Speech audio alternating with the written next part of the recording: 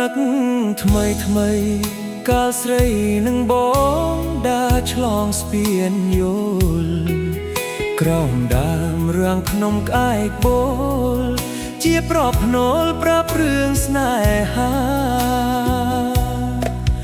កាលនោះបងទៅជួបជីវ៉ាបងលួចចោលកាំងតុយនេត្រាប្រាប់ថាបងស្នេហាស្រីអំពេលភ្នំទ្រនំវាសនាចាពីបូពេថ្ងៃបាក់រសៀលជ្រៀលជ្រេយល់បំពេអូនក្រោមដើមជ្រៃយើងងងគ្នាឡើងជិះដុំរី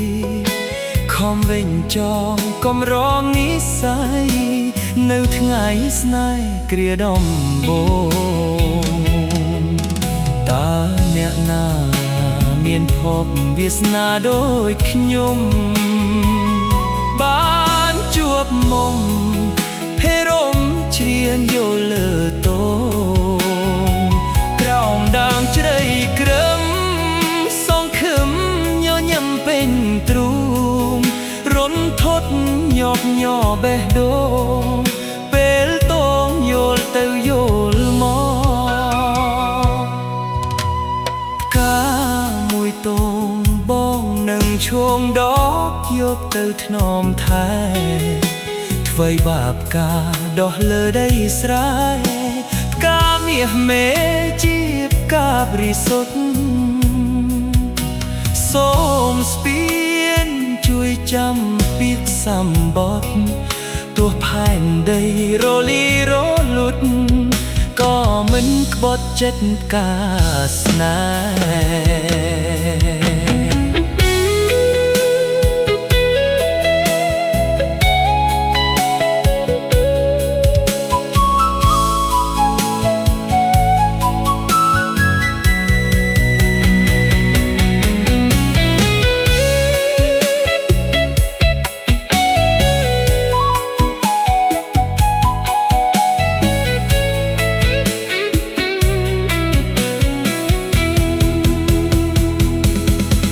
តើអ្នកណាមានភពវាសនាដូចខ្ញុំបានជួបមុំភេរមជ្រៀងយោលើតងក្រោមដើមជ័យក្រឹមសងខឹមញញឹមពេញទ្រូងរន្ធត់ញាប់ញ័របេះដូងពេលតងយល់ទៅយល់មកផ្កាមួយតងបងនឹងឈោងដកយកទៅថ្នមថែអ្វីបាបការដោះលើដីស្រែផ្កាមាសមេជាផ្កាបរិសុទ្ធសូមស្ពានជួយចាំ